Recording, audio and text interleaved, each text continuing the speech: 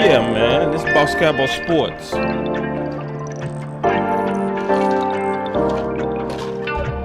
And it's Monday, so y'all already know we talking about them stars. But I always keep my ear to the ground too. I keep my ear to the ground. Believe that. So, man, woo, good days, big wins.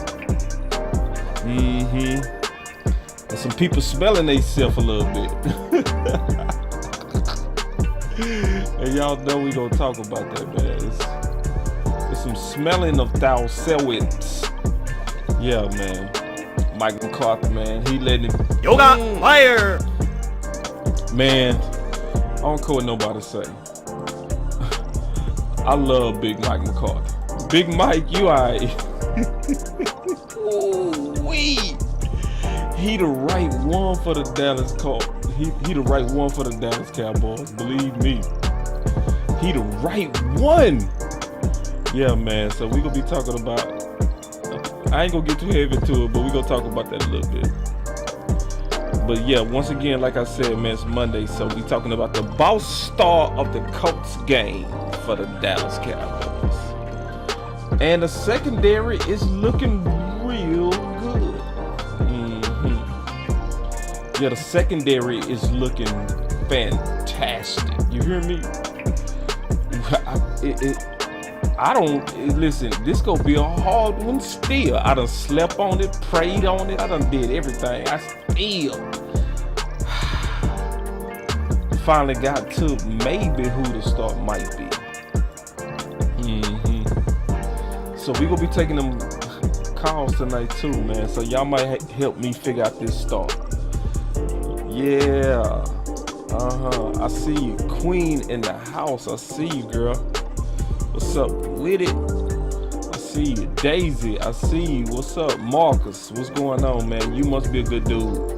Your name, Marcus. I know you good. My boy Amp is in the building.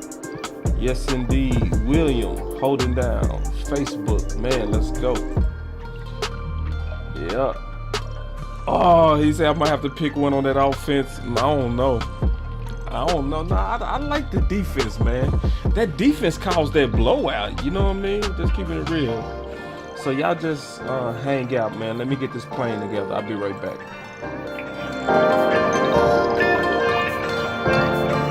Let's go.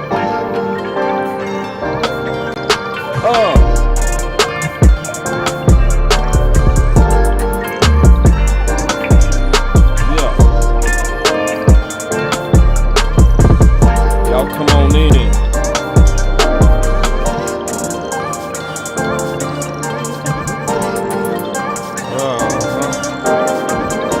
Come on.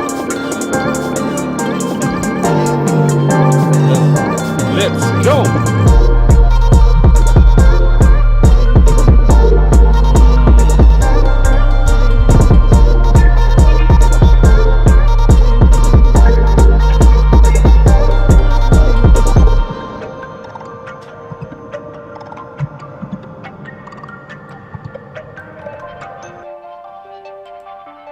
Yeah, let's go.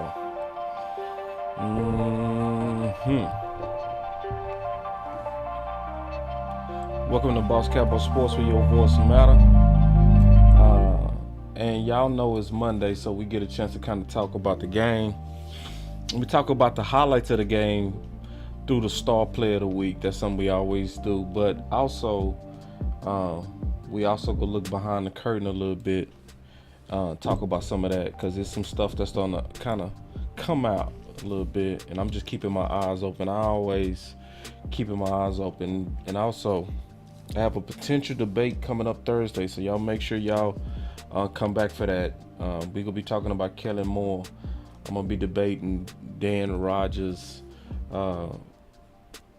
with blogging in the bars. So, because it's different people that got different opinions about Kellen Moore. I told y'all that. I told you a lot of people don't really see the risk on Moore. You know what I'm saying?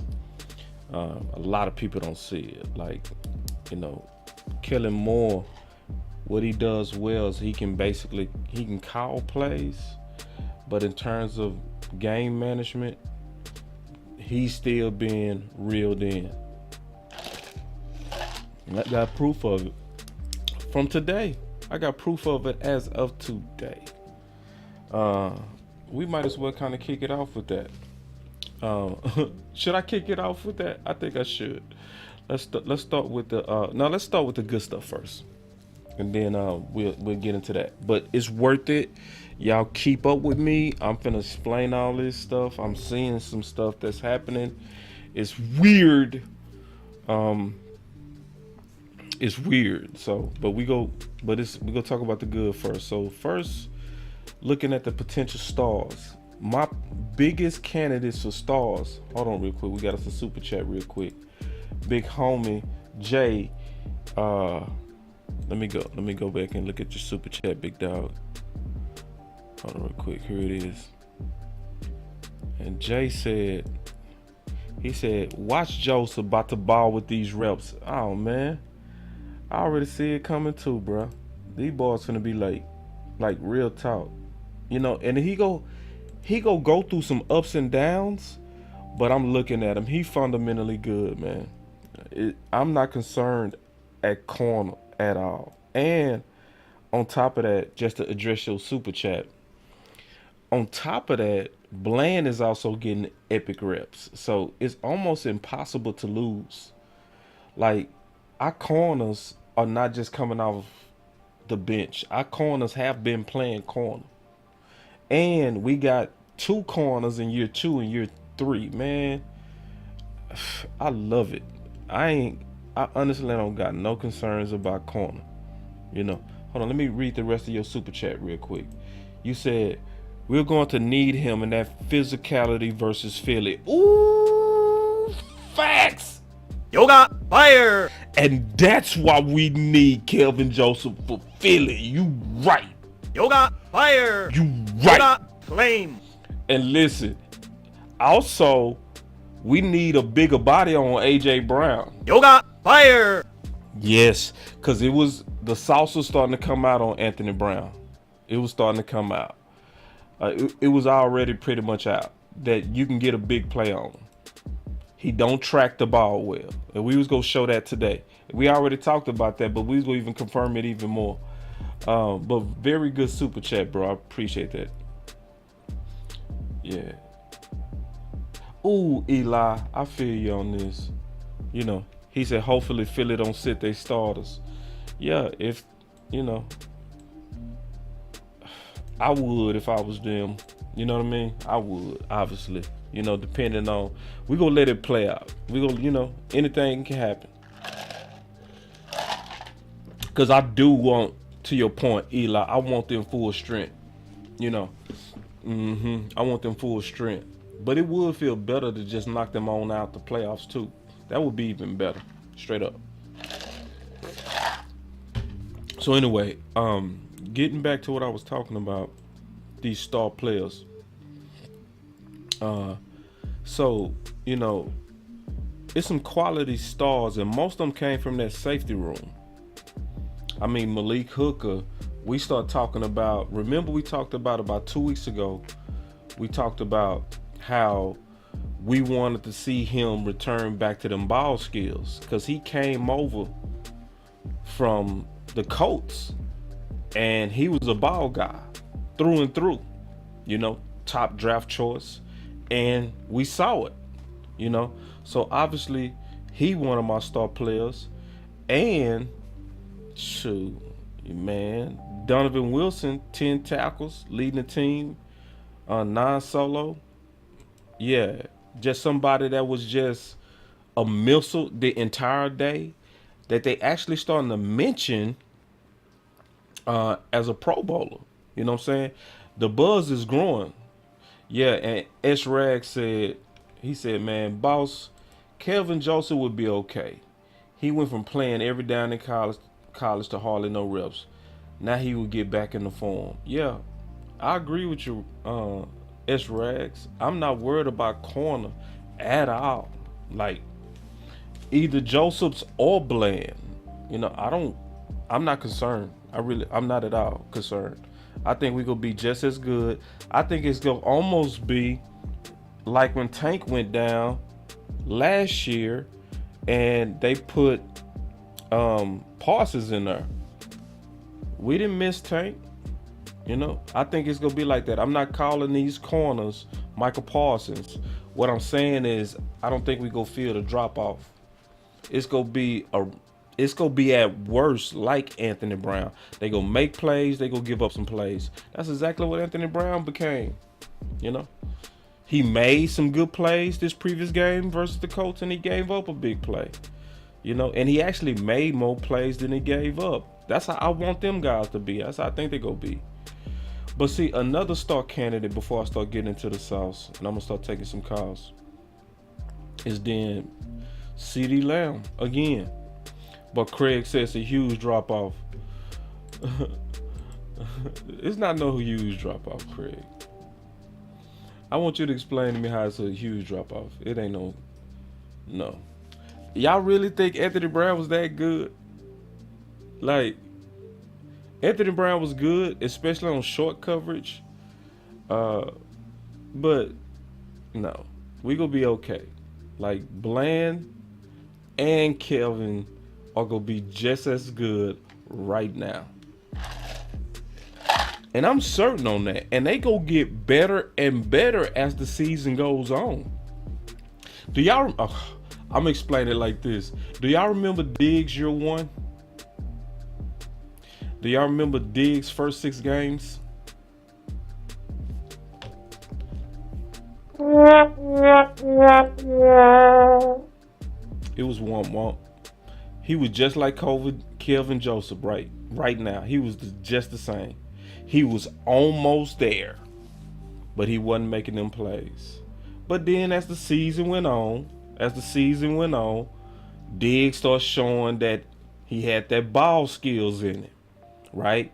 He ended the year with about 6 interceptions, and we all start kind of being like, as the season was going on and he was getting settled into playing corner, we all start being like, boy, that Diggs, right? But it was those reps. No, Craig, no. Brown was not the best tackler in the secondary. No, he wasn't. Not even close. Brown actually played bad in tackling. See, if you think I'm lying, let me show you. See, this is why I got Brad Sham. Because Brad Sham is one of my favorites. So let's just listen to Brad Sham real quick, and we go over Anthony Brown just a little bit. Listen to this. Brad, I want to talk about a couple of guys who usually don't get a ton of shine. Deron Bland. Let's start off with him and the night that he had and his journey throughout this season.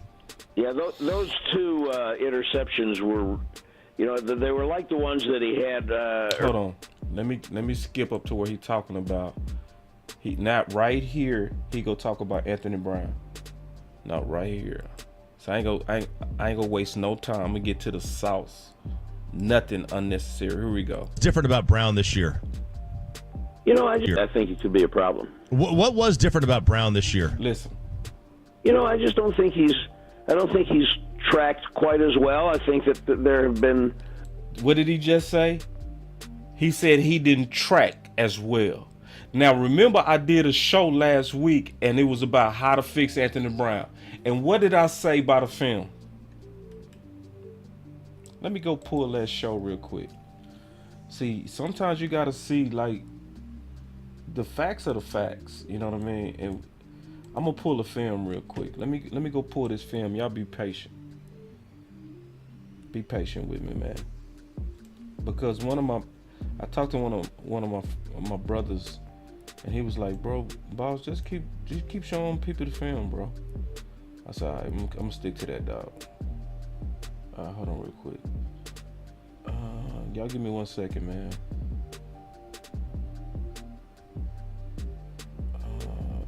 It wasn't that. Y'all give me 1 second. I'm finna find it. Yeah. Hold on. Yeah, how to fix Anthony Brown. I got it right here. Got the film. Yep. All right, so let's go to the fam. All right. So the first thing that Brad Sham said is he had problems tracking the ball.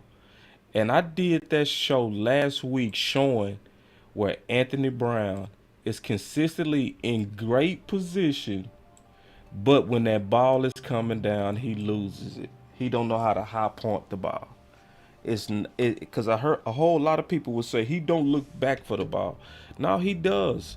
If you go, even when you see him get beat deep, this game he was looking back for the ball. So it's not him looking back. It's what Brad Sham said. And I've never talked to Brad Sham a day in my life. Not even one time. But when you really carefully looking at the film, you see what the real issue is. It's not what people say. So, and then you brought up tackling, Craig. I ain't never talked to him a day in my life. But I want y'all to listen to Brad Sham talk about, because he asked him, what does he need to work on? He asked him a specific question. He said, no, let me go back to the question. Here it is. I think it could be a problem. What was different about Brown this year? He said, what was different about Brown this year? Listen. I just don't think he's tracked quite as well. I think that there have been some coverage things that got away from him a little bit. I don't think he's been horrible, but I think that he was really solid, really not just last year, RJ, I think in the last several years. Yeah. And he just doesn't seem as confident, doesn't seem to be tracking the ball quite as well. He said tracking twice. I'm not sure he's even tackling quite as well. Yeah, Craig, there it is. Yeah.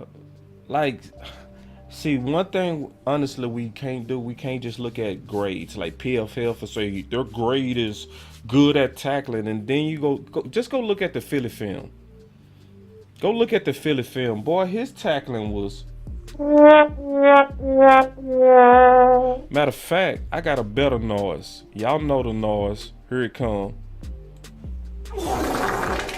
Yeah, it was fart. Wet fart. And he had 2 games in a row of horrible tackling games.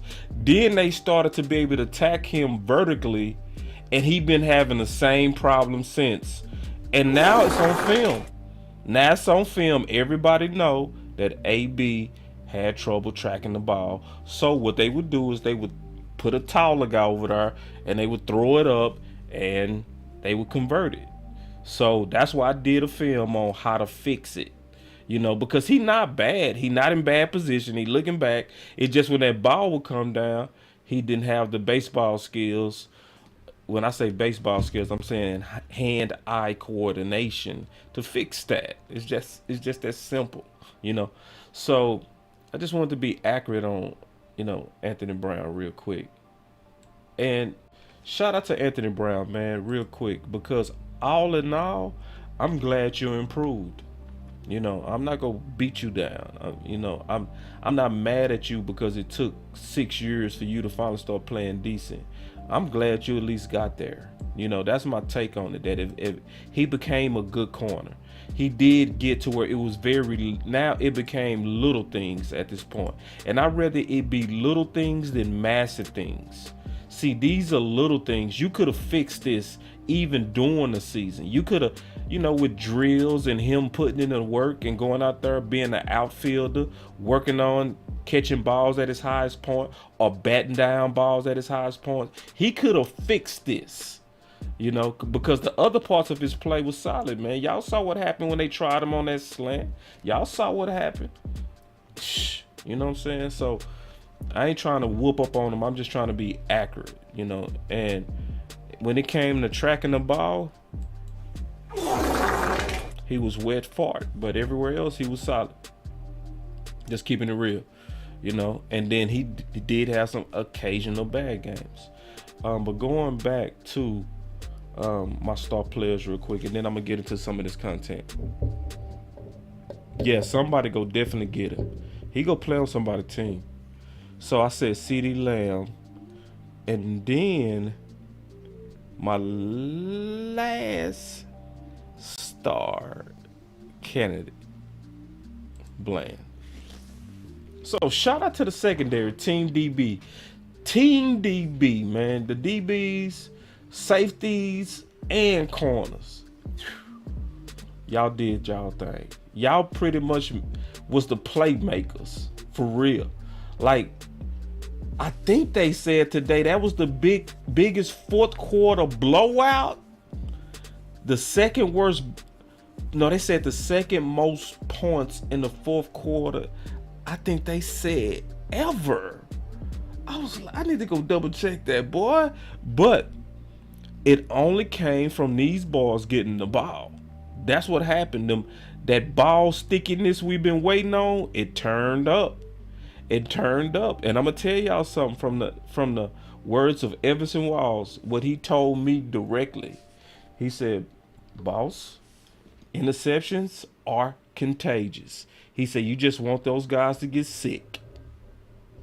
So just like me and Candy was talking about on the show the other day, we was talking about CeeDee Lamb and getting that confidence after the Green Bay game. And ever since Green Bay, Yoga fire. see, we could be getting hot at the right time. That's exactly what we could be seeing. We could be seeing this secondary getting hot at the right time, because that's what really, started that whole snowball. That started it all. What's up, West Coast, man? We got West Coast in the building. He say, Mr. Running Down Ball. Yeah, man. Yeah, it's always good to see the big homie. Real quick. Flash him real quick, man. What's up, G? So, yeah, Jeff say, man, the Cowboys have a good secondary. Yeah, no doubt. Our secondary, our whole defense, man. Our whole defense. So, I'm excited for where we are right now. Now, let me open these phone lines real quick, man, so we can just freestyle real quick. Let me open up these phone lines. Give me 1 second. Hold on. All right. So the number is 213-205-9022. Yeah, y'all give me a second, man. I gotta. 213-205-9022. There it is. Boss Cowboy Sports. Hello. Yeah. Hey, this West Coast, man. What's up, man? Hey, can you hear me? You kind of coming through a little. Can you hear me clear? You good? Yep. All right, man. I walked out the gas station, man. They was playing that NBA YoungBoy. Oh boy, we popping! Oh, boy, you feeling good? Yeah, man. Yeah, oh, cause we popping! Oh, Facts. Yeah, we most definitely popping, big dog. What you got? Hey, man, I'm gonna tell you this, man. Listen to me. One thing I love about the Cowboys is, man, if we are peaking at the right time, man. We're peaking at the right time. Cowboys are doing the things what they're supposed to be doing at the right time. Like, I was on my show today earlier, and I told myself this, in the middle of my show. You know what? As a Cowboy fan, not even as a Cowboy fan, as a person who knows football, I am confidently okay with saying the Eagles have a pretty decent team. Right. But you know what I'm also confident saying? We got a pretty damn good team, too. Yeah. You know what I'm saying? Mm-hmm. And this is what you got to understand, and this is why I tell Eagles fans, bro, you don't got to say nothing else to me. You don't got to say nothing else to me. But I know this. You cannot say that the Eagles are a good team without saying the Cowboys are a good team. You just can't. Okay. And guess what? Two teams are going to meet on December 24th. We'll figure that out then. That's all I got to say about the Eagles. Yeah. You know what I'm saying? Yeah. But Cowboy Nation, we got to understand that we are pregnant with playoff baby. You know what I'm saying? We going. We just got to start preparing ourselves. I want the nation to focus less on the regular season and start focusing more on the playoff, on the baby that we about to have. You know what I'm saying? And that's the mindset, man. Also, man, real quick, two things I want to point out. One, your quarterback is playing the best football of his life, and we should be happy he's throwing interceptions. You want to know why? Because when Dak throws interceptions, he's trying.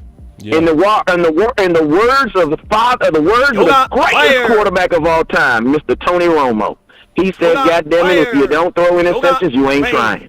And I'm going to tell you this right now, man. Y'all, where Dak is right now, this is where you want him. Because remember, y'all hated him when he was a dink and dunk quarterback, only throwing 4 interceptions in a 16-game season. Everybody hated him when he did that. So Dak said, how about I do the opposite then? He's doing the opposite. He's letting that thing rip, y'all. He's letting it be ripped. He's being that aggressive quarterback that you want him to be. But guess what? When you go for a knockout, sometimes you get punched in the face. That's true. That's just how it is. That's just how it is. That's just how it is. Right. Mm-hmm. But you know the good thing about Dak is like Mike Tyson. Yeah, he gonna take a punch to give a punch, but his punch gonna be stronger. So he gonna take that jab. He'll take that interception. Why? Because he was trying to go for that knockout. Right. You know what I'm saying? Mm-hmm. And the one thing I love about Dak is by far one of the smartest quarterbacks in football. You want to know why? Because every one of his interceptions looks different. You know what that means? He's not creating the same mistakes over and over. It's just different looks. Like, go think about that. Think about that interception. Think about the last 2 interceptions that he got. Think about the last 2 interceptions. They weren't like the interception. You know what I mean? Mm-hmm. So it's not. This isn't a trend of Dak just making bad decisions. No, these are good. I don't want to say this, but these are good. These are good. When your offense is averaging 38 points a game, you can afford a turnover. Yeah, take some risks. Hey, and that's when Dak take risks. Everybody should know that by now. When do Dak get wild? When we up, but that's when you should try stuff. Absolutely. And, just think, Dak Prescott, his re-up game is ridiculous, meaning his ability to get those points back or put you in position so that you can be still winning, that's what you need, man. And I'm going to tell you this right here, man. As long as Dak Prescott ain't giving up the ball in fourth quarters and in moments where it mattered like Josh Allen, then guess what? Leave my quarterback alone, bro. Josh Allen has 5 interceptions in the red zone right now. Dak has, 6 interceptions total for the season? Right. It's all about perspective. It's all about perspective, Cowboy Nation. And then last thing I'm going to say, man, is like I always say, man, if you have a problem, man, if you feel you're going to be short on your taxes, you're going to be short on anything in life, just run the damn football. Because the Cowboys have literally shown us that running the damn football can pretty much fix any and all problems. So just run the damn football. Just run it. Salute to Kellen Moore for sticking with it, though. I will say that. Salute him for sticking with it. No, man. I ain't saluting no Kellen Moore. I'm sorry. Nope. No, this is why I'm saluting him. This is why I'm saluting him. Because this is why I'm saluting him. Anytime where he goes against what is natural to him, I'm gonna give him salute. Because, bro, he is a crackhead. He is Pookie, like you said. He is Pookie, but guess what? Anytime that Pookie puts the crack down and walks away from it, even though it might be just for an hour, you gotta give him a little bit of credit. Man, you know what I'm saying? Because even with him, that's a small win. That's a small win for him. I'll take it. I see what you said, but I just can't, bro. I'm sorry. But you get what I mean, bro? Like, this is a recovery. Like, Pookie been strung out on this for 5 years, man. He didn't smoke all day for like 3 hours, man. Give him a handshake, man. Give him a hand clap. You know what I'm saying? And then we'll build on this. People. Listen. This is the thing about Pookie. I would give him a handshake if I didn't have to tie his arms to the bed for him not to smoke the crack, dog. You know what I'm saying? I just can't, bro. I'm sorry. I'm too scared, West Coast. I'm not finna give him because I don't want to empower his name at all to get radical. That's just me, dog. Yeah, but see, this is the thing, right? A part of what makes everybody is their character and who they are, right? Okay. So a part of us don't want to. I still want his creativity because Kellen Moore has shown me that he can be a very creative offensive coordinator because I see it in the run game. Yes. Like, I see it. And like on the 13 personnel, that was very creative for him to use the 13 personnel on a jet sweep because nobody expected it. I give him that. Yeah, creativity, yes. Yes, and I think you know what? This is what I say. Kellen Moore he's slow, he's maturing. But the one thing I hate about Kellen Moore is like it's hard for him to like put it together in like week over week, right? Because another thing that I like that Kellen Moore did this week, and you know I printed up fire Kellen Moore t-shirts, so you know I'm gonna always be honest. You know what I'm saying? Another thing that I like about him is he is trying to actually get CeeDee Lamb involved early. That's like, not remember him, before CeeDee Lamb was catching passes, they just handed the ball off to him. That's and I love that because you're getting CeeDee Lamb's legs active first. You know what I'm saying? That's Mike McCarthy, Wes. That ain't him, bro.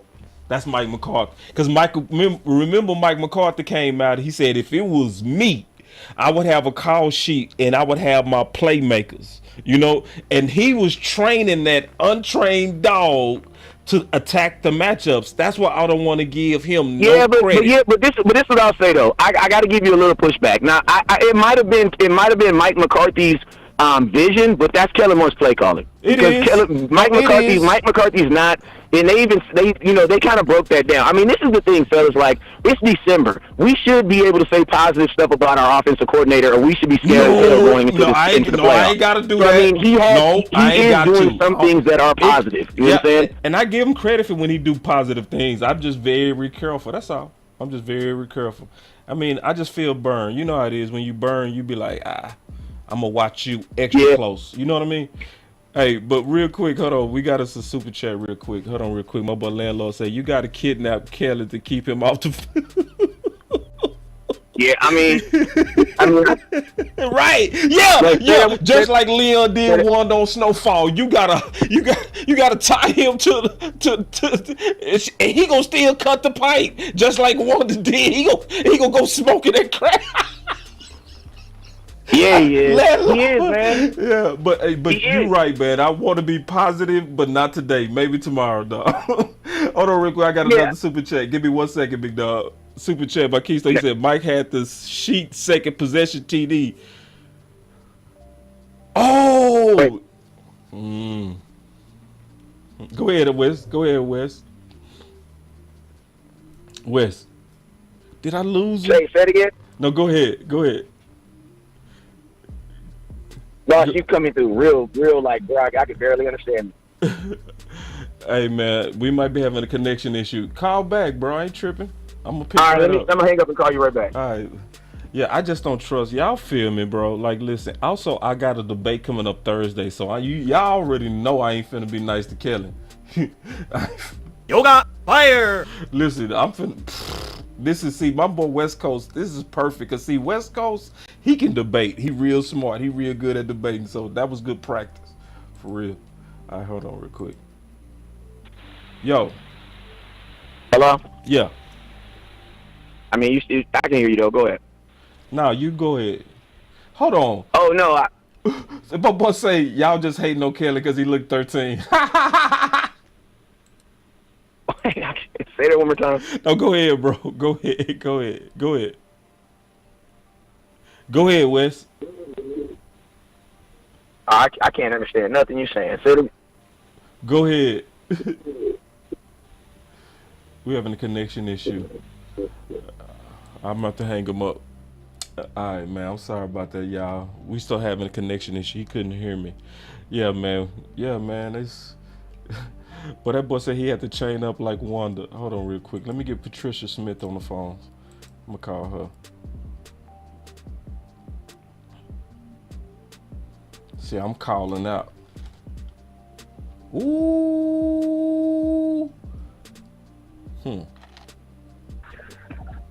Hello. This is Boss Cowboy Sports. Hey, what's going on, man? What's up, man? What you got? Man, ain't nothing going on, man. Y'all all right? Yeah, you called in on the show. I called you back. Oh, yeah. I'm calling in, getting my little hit on the game about the last Sunday. Okay. Yeah. I think we're going to be all right, man. I'm just riding it out to the playoffs. I ain't worried about the record seat. There you go. I feel you on that, man. What else you got? Yeah, we're going to be all right, man. Just keep running the ball and playing good defense. We'll be all right. Man, I appreciate that, man. What's your name? Patrick. Appreciate the call, Patrick. That was Patrick, man. Patrick. All right, that was Patrick from Dallas, man. He called from a 214 number. Yeah, man. So now, but listen, I'm gonna go through that Kelly Moore fight Thursday, so I ain't gonna spend no more time on Kelly Moore. Y'all gonna hear that on Thursday when I debate. I got to debate. What's his name? Dan Rogers. Yeah. So, yeah. But anyway, man, I still got the call lines open. I'll be looking at it. But hold on. Here we go. Boss Cowboy Sports. Hey, what's going on, Boss Cowboy? What's going on, Cowboy Nation? What's up, man? Hey man, that was a good win. You know what I mean? Damn near great win that we had yesterday. Yeah. I kind of feel you on that, giving Kellen Moore credit too early in the game, because I still believe that there's things that he has to prove as far as running his offense and calling the right plays at the right time. Because we're going to get into some crunch situations going down the line, and I like to see him do a little bit better when we get in crunch situations, because if we got to face Tampa in the first round of the playoffs, that's going to be a test, because they've been putting their foot in our, they've been putting their foot on our necks, right, for the last couple of years, and we still haven't got over the Tom Brady hill. right. We got over the Bill Belichick hill, but we still haven't got over the Tom Brady hill. Right. And I want our team to at the same level we at right now. I want us to coast this regular season and go into the playoffs with the same mindset, because we got to have a championship mindset, man. I noticed too, with us running the ball, that slows down all those penalties as far as this offense. And hopefully when Tyron Smith come back and we could bump the other Smith on the inside, that will make a big difference as far as us running the ball and passing the ball, and Dak could look more comfortable. And if we can get a person like Odell on this team, I will feel good about it. But as long as Mike McCarthy keep and Baby Nuts Jones and the Jones family keep Kellen Moore off the crack, slow him down. Because I gotta agree with you on that one. Because if he get him in the we get him in the building. I don't want this dude to go crazy. Yep. With this dude. You know what I mean? Yep. So that's my only thing. But at the same time too, I'm not gonna sit here and act like I wouldn't want Odell on this team, because that's an extra weapon that we can use in the playoffs when it's crunch time. Right. You know what I'm saying? Yep. Because CD starting to gradually move up. He is. As far as that number one receiver. He sure is. He's starting moving to his role. Facts. And teams are going to start really keying in on him and trying to slow him down. You know what I'm saying? We know how frustrated CD can get at times. He can get flustered a little bit sometimes. And Michael Gallup looking good too a little bit. Yeah. My main thing is, man, just running the ball, man. As long as we run the ball, I really believe that running the ball is going to open it up for everything that we want to do. You know what I'm saying? Because once we got a lead, the defense is going to fly. They're going to start hitting things. You know what I mean? They're going to stop things from moving out there. And I don't want an easy road to the Super Bowl.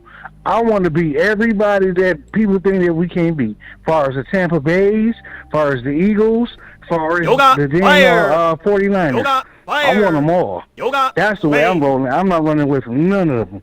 You know what I mean? I want this to mean something this year, because I really believe that we got the team to do it. Now we decided to add an extra weapon. Hey, let's do it. You know what I mean? Right. The only thing I see is 6.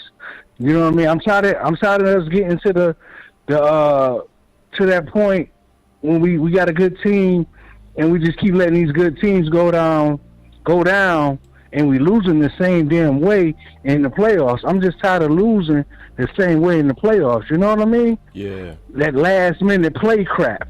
It's like, damn, when can we get a 2-touchdown lead going into the fourth quarter in the playoff game? You know what I mean? The defense is slowing the other team down. You know, I like the fact that this offense, Kellen Moore is getting it. The offense has to complement the defense. No, he's not getting it. He's not getting it. He just doing it.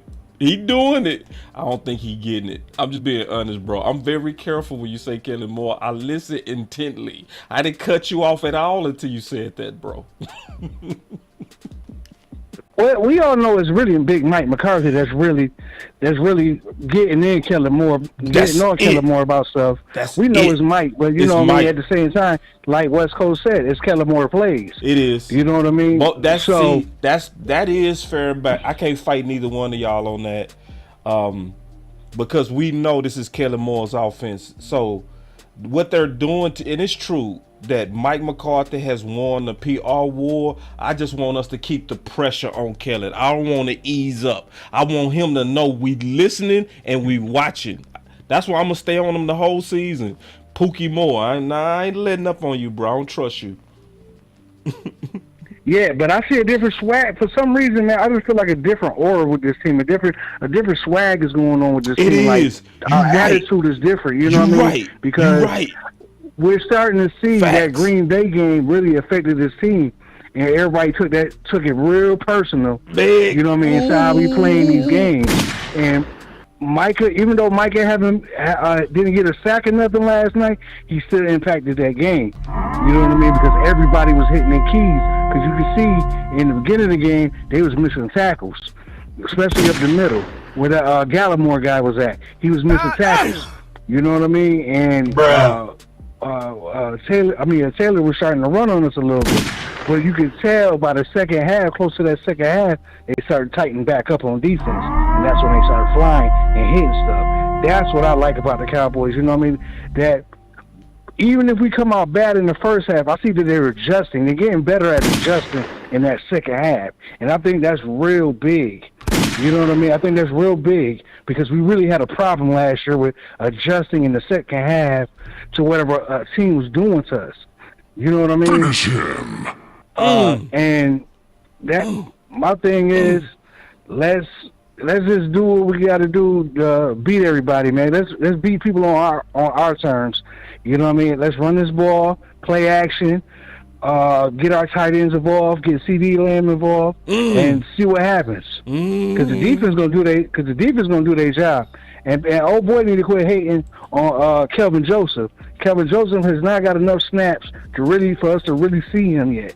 Now he's gonna get the opportunity to get real snaps. Now, if he get burnt out there, we got to accept it a little bit. But I can tell by the type person he is, the type player he is, he's the type player, he's not going to do nothing but get better. And plus, that dude hits. Yeah!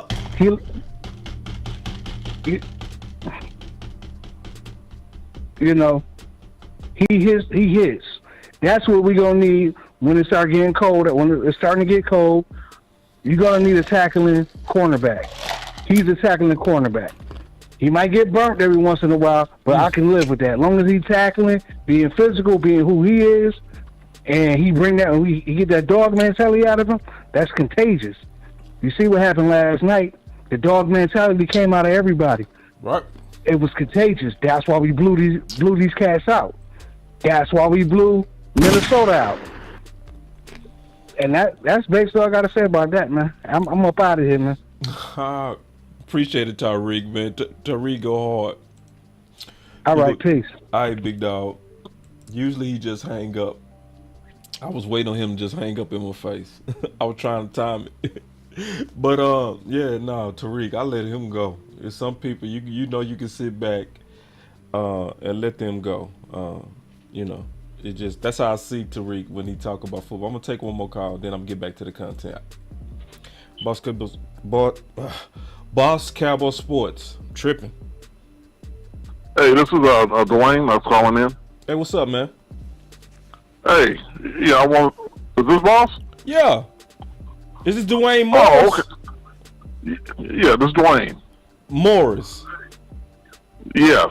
Oh, what's up, man? Finally. What's up? Finally. Hey, what's going on? What's going on, man? Let me take this down and put your name up there. Yeah, what's up? What's on your mind, big dog? What's up? What's on your mind? Oh, I just wanted to say, I just kind of want to, hit on what you said earlier about what you and West Coast was talking about. Yeah. One thing that Dak is doing is what Kittner told him to do. Let it rip. Facts. When you see it, let it rip. Yeah. And Kittner said, I'll worry about the interceptions. Right. See, what we don't want is for Dak to be safe, hesitant, right, in these receivers. Yeah. Now, one thing the receivers got to do for Dak is do what Michael Irvin used to do with Troy. If I throw a bad pass, Mike would go and play DB. Yeah. So that's something that our receivers could have done. Right. Facts. Now I super chatted you over the weekend, the other day, about the running game. Yeah. We lost last year because we wasn't as physical as San Francisco. Facts. In the 90s, we beat the finesse teams because of our physicality. All facts. So what San Francisco did to us is they pulled a Dallas on us. True. They beat us.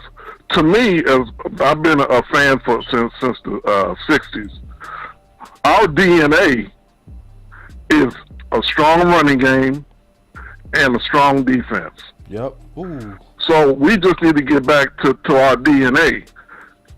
And once that running game gets going and Dak gets on that roll, can't no team mess with us. None. There's no team that can mess with us. None. Now, I did send you the list of the receivers that used to play quarterback, too. Yeah. When we was talking about those option routes. Yep. Mm-hmm. Yeah, so... And I appreciate that's one thing that those successful receivers that we've had, they've all had experience at quarterback. Right. So that's why maybe Tolbert's having trouble with this offense. Yeah. Because if you lined up 4 guys that played quarterback before, they reading it on the run. You know, right. Yeah. Yeah. Yeah. Yeah. Yeah. And that's a lot of people not understanding that. That's sad, but it's a lot of people are missing what you just said. That's the main reason, because everybody always say every week, we need to see Turpin, we need to see Tolbert. You not go see him, right? You not go see him. They're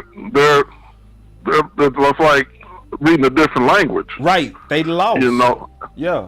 I used to play offensive and defensive line, right? So if you ask me to go out there and read a coverage on the fly, man, well, I'm gonna be just as lost as Tolbert. Right. Yeah. You ain't been doing that. You know, so yeah, it's the only thing we can do on that is continue to spread the word, because see, doing these type of games, we should be seeing him being ramped up, especially a game that where we had in control like we did. You can create plays for him to build his confidence. You might need him over OBJ. See, we doing all this talk over OBJ. What if OBJ could get up and hurt his knee again? Well, did you give your youngster anything to build his confidence before the playoffs? Did you do anything? No. This is a failure by Kellen Moore. That's why I'm sick of hearing how genius he is and all this kind of stuff. I ain't hearing that. Because when you break it down to real common sense, he ain't showing it. Because if you showing it, you would be working in real confidence routes to get Toba going, just like you doing your tight ends. Right. And just like McCarthy suggested, you know, put some plays in for him. Yeah. That goes for every player you got. If the dude has talent, all I need to do is figure a way to get the ball in his hand and let him do the rest. Right. Just like CeeDee Lamb right now. This is the best CeeDee Lamb looks since college as far as playmaking ability, run after the catch. He wasn't given that when Cooper was here. You know, he's just doing a lot of seam routes, a lot of deep passes. Get him on them crossers. Get the ball in his hand. Get the ball in. See, he's starting to feel himself. See, that's what NFL does not want now. For CD to take it to another level. Oh, he there. He already there now. He ain't going back either. He know he a number one now. See, he know it. Yeah, D. Yeah, man. But hey, man, let me get back to this content, big dog. Okay. Yeah, man, but appreciate the call, man. I'm glad we finally put a voice with a voice. For real. All right, boss. Y'all look out for D Morris, man. He gonna be calling in more. I actually talked to him via my Facebook DM. Been knowing D for years. Just, you know, some people you just like, you know them from their football mind. That's how D Morris is. Where I never heard his voice until then, but when he said Morris, I said, okay, I know exactly who this is, you know. Just some people you start recognizing over time because you see. I don't know how to explain it, but they knowledge stand out. That's how I see D. But going back to this content, I want to show y'all some stuff too, real quick.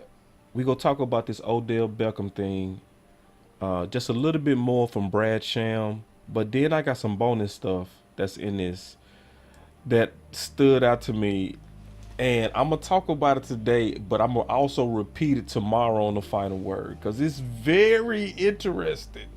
It's very interesting what's happening today in Dallas. So we all know when it comes down to Odell Beckham that he's in Dallas.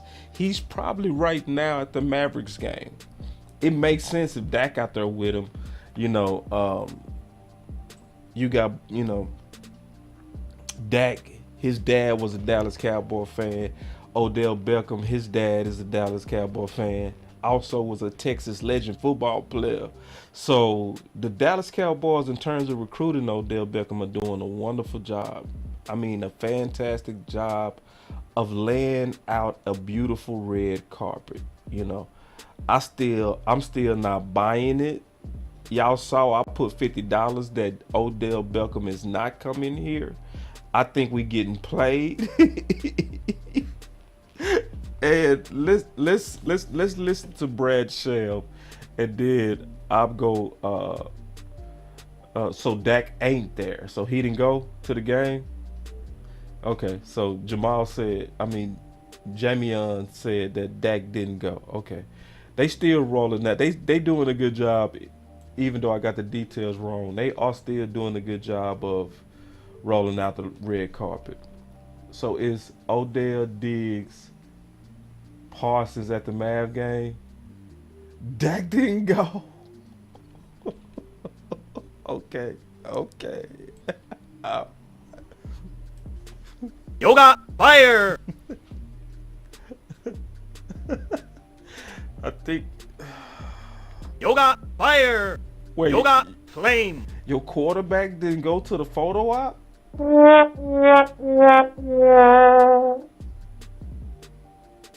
Wait. Okay. I'm gonna pause. Let me show this. Alright. I ain't gonna read too much into that. Maybe Dak has something going on. But check this out. Listen to Brad Sham on Beckham. Listen to this. Really incredibly tough. And hold on. Also, I do have every one of these links in the description. So just keep that in mind. I always do that.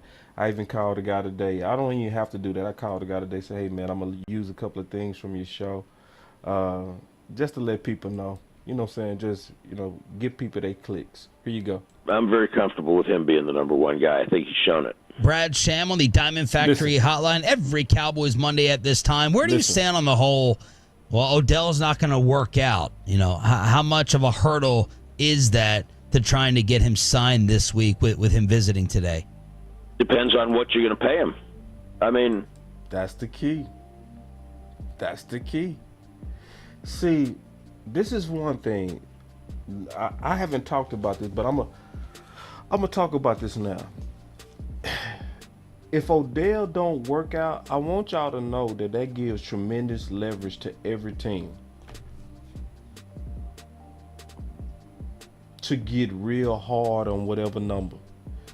So that tells me already that likely his number's gonna be at a good deal.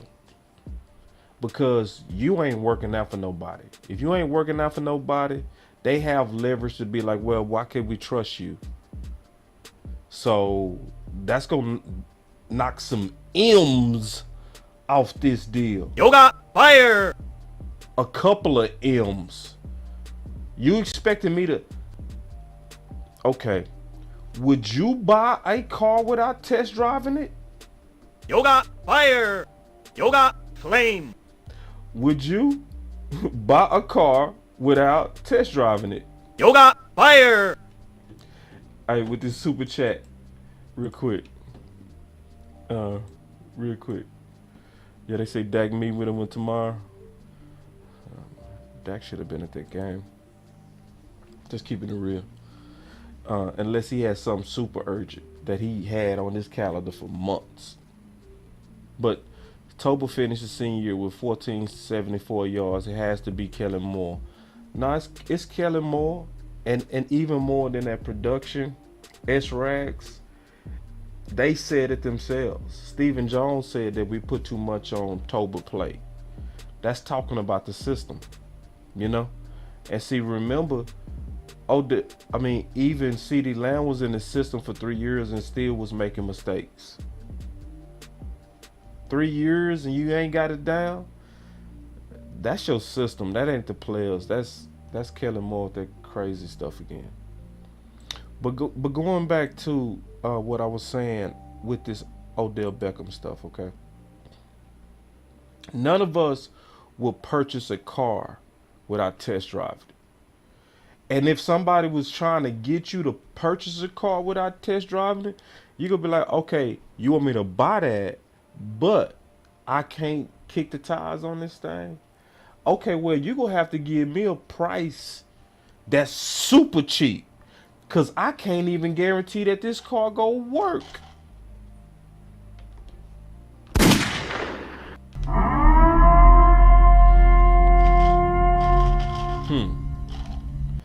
And Sugar Daddy said Odell would play for somebody. I think it's going to be the Giants. I think it's going to be the Giants or Buffalo. I don't think it's going to be Dallas. I'm almost certain it ain't going to be Dallas. But listen to Brad Sham. Check this out. Brad Sham did his thing today. Let's objectively step back and say, have you ever heard of signing a player who won't work out?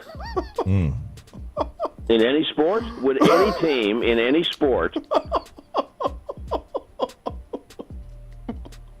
I like Brad Sham. Let me listen to that again. He said in any sport? Let's objectively step back and say, have you ever heard of signing a player who won't work out? In any sport? Would any team in any sport sign a guy, a significant player, without him working out? Now, if it wasn't Beckham and it wasn't this time of year... Hold on real quick. Got a super chat from Coach Marv. Oh, man. I know Coach Marv feeling me on this one, because I know Coach Marv ain't feeling that leg. I feel you on that too, Coach. Plus, he ain't working out. No, boss. Will buy a car without a test drive with an accident on the VIN. Exactly. You got 2 accidents on the VIN. You lift the carpet up and you see rust, which is an indication of flood damage. And then they say, and you can't test drive it?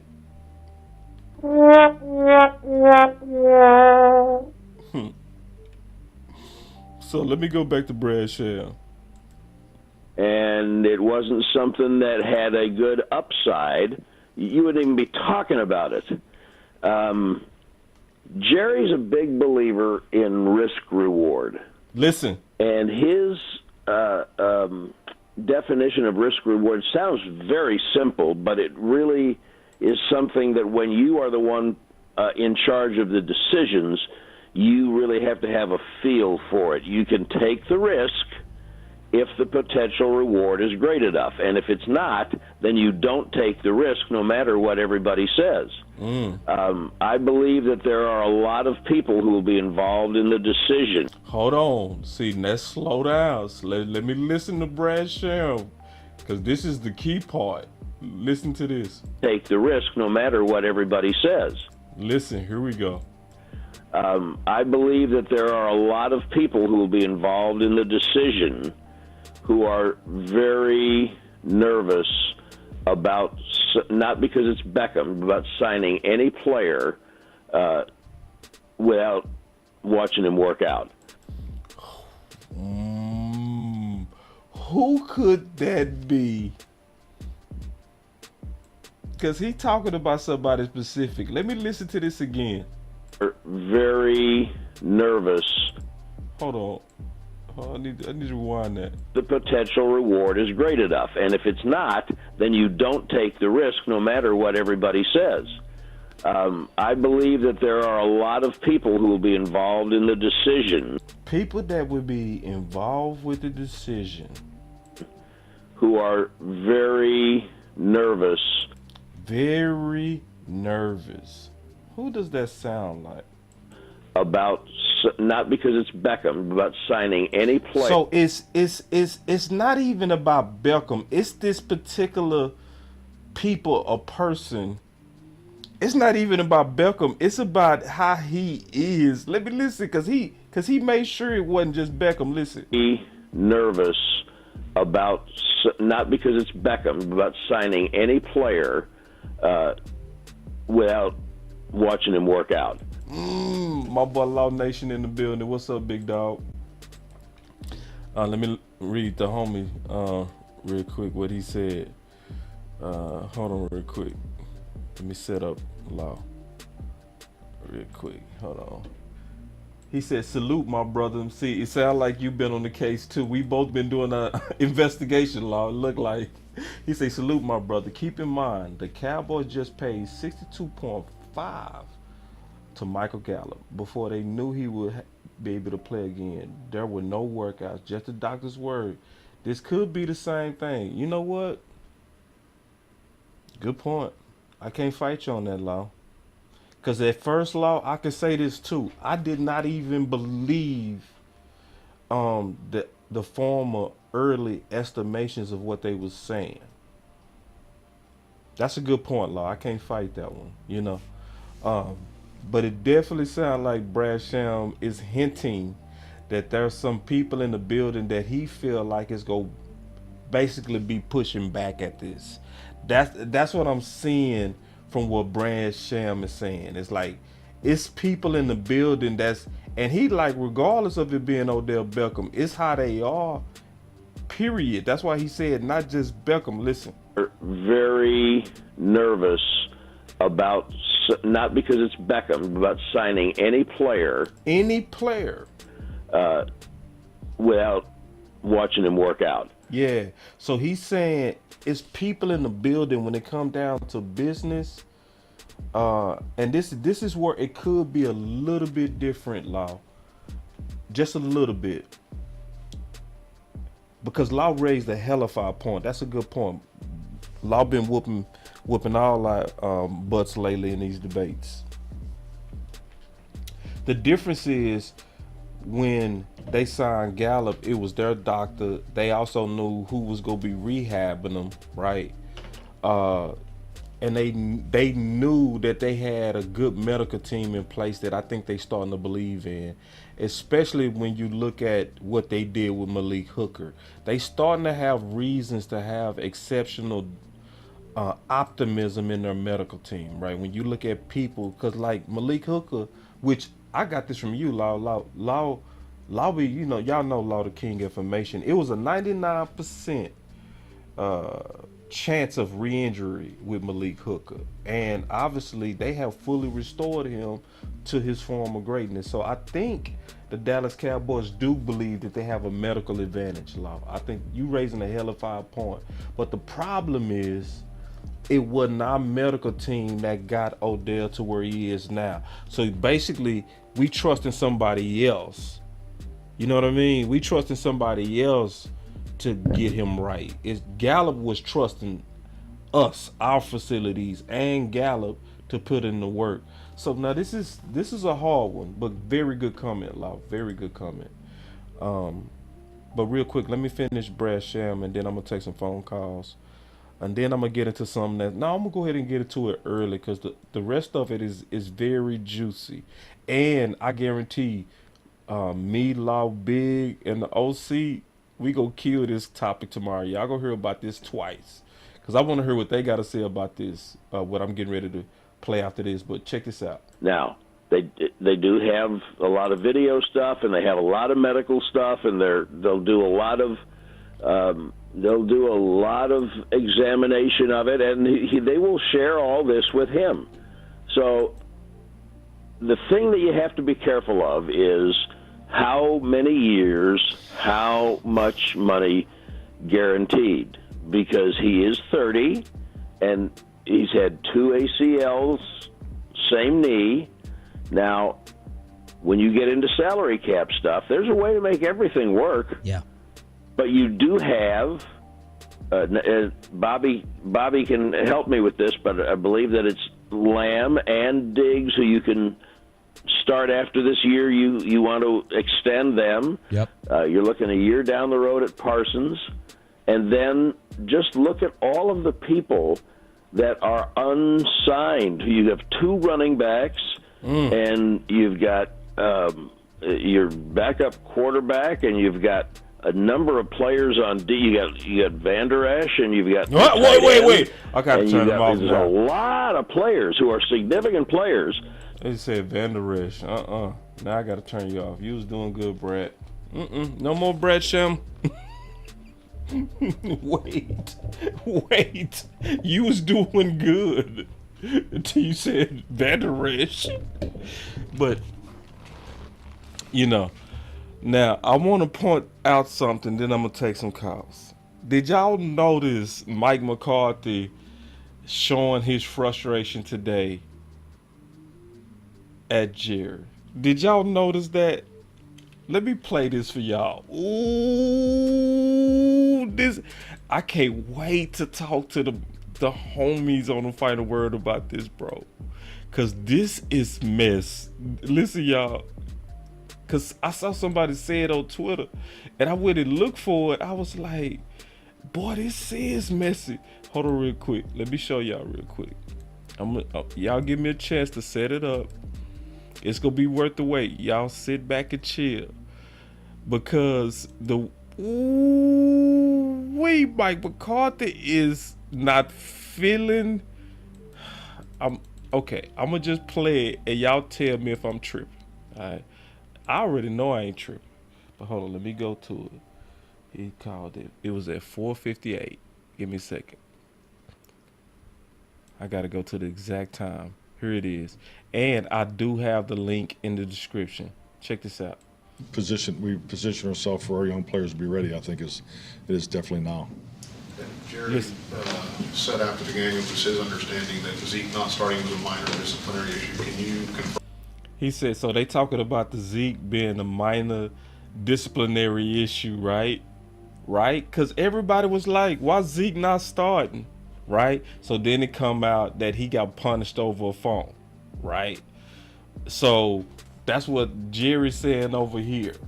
Now check out Big Mike. Man, listen, y'all. I love Big Mike is officially, man, my favorite coach, man. Listen to this dude. Yoga fire.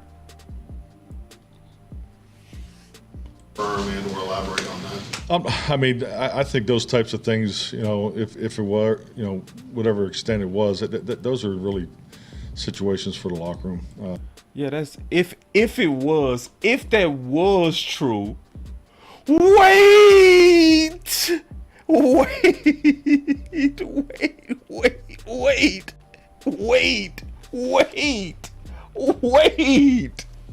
What is?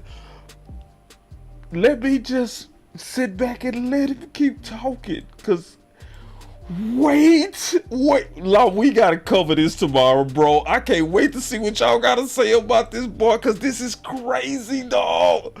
My boy Law threw up the flames, bro. Y'all throw up the flames, cause Mike McCarthy has got all his balls back. Hold on real quick. Let me show my homie Law, man. He got the flames up. Check it out. Yeah. So listen to that Mike. Mike letting them things hang to the floor. Listen to that Mike. Hold on, Mike. Tell him, Mike, can you explain to everybody real quick? Throughout the season. So I think if there was a point in the season that we have, position ourselves for our young players to be ready, I think is definitely. I went too far. Jerry said after the game, it was his understanding that Zeke not starting was a minor disciplinary issue. Can you confirm and or elaborate on that? I mean, I think those types of things, if it were, whatever extent it was. Those are really situations for the locker room. I know we're in the everything is available content creating environment, but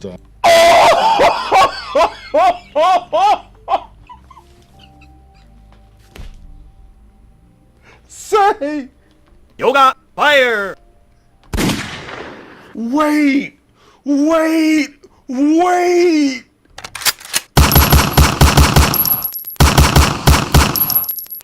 Content creating environment.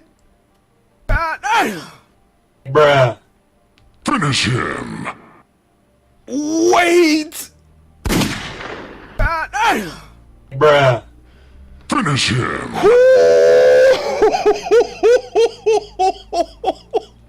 I love it. Cause you know what Big Mike's saying? Let me slow down. I'm gonna come back to it. Big Mike is saying, this ain't the time to be playing. Just being, and he frustrated. Because he's so busy trying to get to pull them together. He like, this ain't the time to take a shot at Zeke. This ain't that time. And if it was true, we would have kept it. This ain't the time to start leveraging Pollard against Zeke and public opinion and starting to maneuver Zeke for contracts. Yeah. Because we see the writing on the wall. We see that y'all want to phase out Zeke like you phased out Amari. And we gonna talk about this too. We gonna talk about this. This is also why I don't ever want to give Kellen Moore no credit. Because if Mike McCarthy was against this, which he obviously is, how did it get executed? To put Zeke on the bench. Who did that? And y'all still think we playing when we call him a Trojan horse? See, when we say Trojan horse, we always say it in context. The Trojan horse is somebody that's supposed to be a gift that was for you. That's a trap. Just like the movie Troy. Where Kellen Moore is planted under you, Mike McCarthy, but you really don't have no control. See, y'all see why I be like, don't give that dude no credit. Don't ever even trust him. Now he is frustrated. I'm looking at this right. I'm not looking at this wrong. This ain't conspiracy theory. He is frustrated. Look at him. Listen to him. He said, content creation. I don't think this is one of those cases. Calvin Watkins, Dallas Morning News. Clarification, Tyron will start the window. And see, it's not just that. That was the soft version. I'm going to show you another version where he really let it out the bag. Y'all check this out. And we're going to talk about this tomorrow because I can't wait to talk about this with the OGs. Listen, watch this. Fine. Benching? What is this? It's a benching or a fine? It's your room, Clarence. See, listen. And see, Clarence clearly messing with him over what happened with Zeke. Very smart. Very smart by Clarence to break the ice like that. Very good journalism. Like, is that a fine? Or is that a benching? Like, and then Mike McCarthy turned his head like, oh man, shut up. Like, here you go. Right. Now look at the whole body language. I'm not making this up. Look at this. Hold on, look at benching. It's one game benching right there. That's the president. He's not going to start. He's not going to start. Hold on, look at Mike. Look at him. Watch this. Watch it. Fine. Benching. What is this? It's a benching or a fine? It's your room, Clarence. It's your room. Hey, listen, boy, Mike wasn't feeling it. Now watch it. Mike, I love you. Free Big Mike. We got to start it back up. We not going to let y'all mess with Mike. Nope. Free Big Mike. He fighting for a championship, y'all. I see it. And he not liking this distraction. He basically like, man. Now watch this. Listen, watch. It's a benching. It's one game benching right there. That's the president. He's not going to start. I would be more lenient. Oh, yeah. Yoga fire. Oh, man, that's a clear. That is clear. Shots fired. Shot. You can't speculate against what just happened. This is weird. This is weird. This should not be happening after a blowout. He said, I will be more lenient.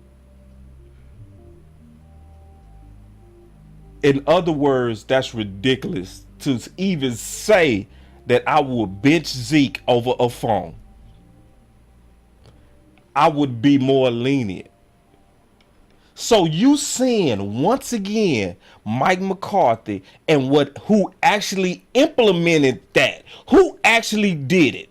Because Mike McCarthy is clearly showing, I wasn't with that. I wasn't with that.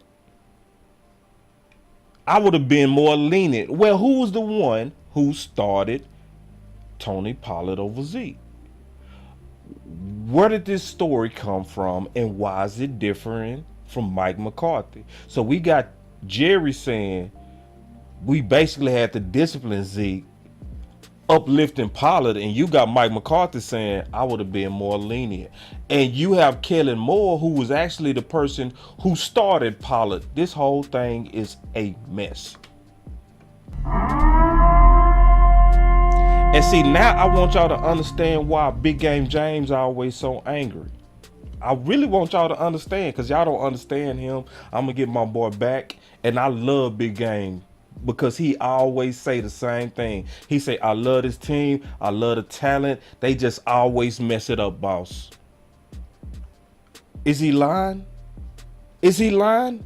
We just this was one of the best blowouts in years. And even with us just stomping on this team, we created mess out of nowhere. I ain't misreading this, and he ain't finished. Watch Mike McCarthy. Watch this. Watch. The media loving it. The media loving it because they know he taking a shot. And they loving it. Clarence Hill out there, they laughing hard. This was no fake laugh. They laughing because that's what. Listen. Just listen at this whole thing again. I'm not making this up. This is not fake. Watch. Oh, I'm sorry. This crazy. Oh, this crazy. Fine. Benching. What is this? Is that Jerry's? It's a benching or a fine? Oh, Clarence Hill so messy. Good job, Clarence. Good job. It's your room, Clarence. It's a benching. It's one game benching right there. That's the president. He's not going to start. They laughing. Bro, this is sad. I would be more lenient. Oh, God. Oh, God. See, listen, when somebody make the oh, God, what is this saying? What is this laugh? When we do this, we like, that laugh means, if you reading body language, boy, this is a hell hole. Boy, y'all know I'm dealing with some craziness. That's what that laugh mean, like, oh, I can't get out of it. Listen, this is crazy. Listen. Oh, God. Oh, God. Oh, man. This is crazy. Look. Oh, God. Yeah, dropped the mic. And he know he dropped the mic. Man, y'all give Big Mike a hand.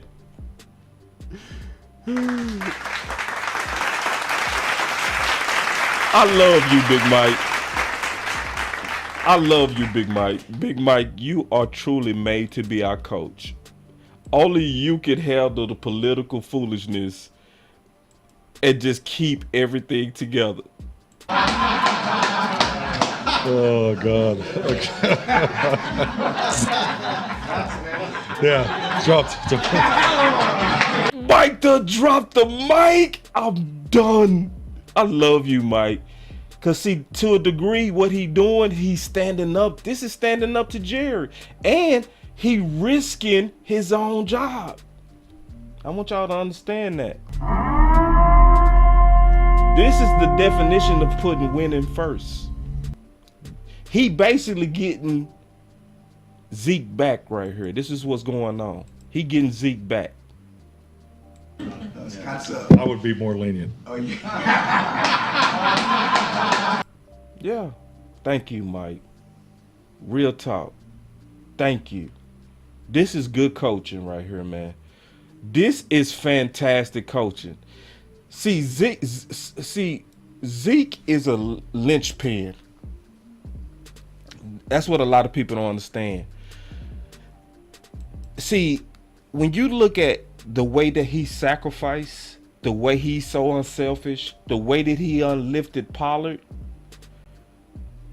in that open interview and made it about the team, he was open and transparent. I love the interview. It was the interview. If you haven't watched it, it was the best interview I've ever seen. And I know it was hard. I don't care what nobody say. When you've been the featured back and you got to literally sit up there like Romo did and say, Pollard has earned more reps. And you do that and you say, I made the mistake last year of fighting for too many reps because I was used to being that guy. But I had to learn that Pollard actually helped me because he kept me fresh.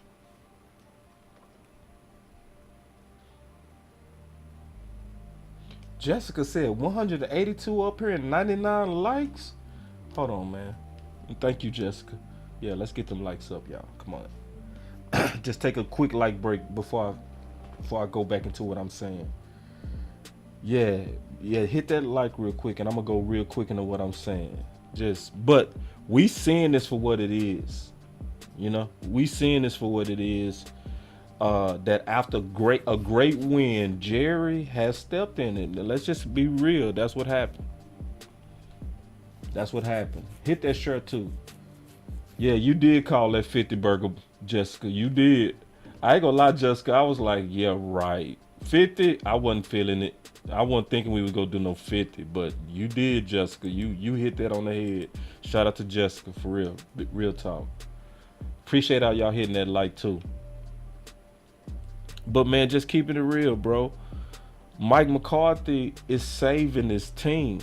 That's why I ain't finna be over here like, I want to give credit to Kellen Moore. No, I ain't. That's why I'm excited to have this debate Thursday. I'm like, nah, bro. I'm not even finna be on that Mr. Kellen Moore this and Mr. Kellen Moore that.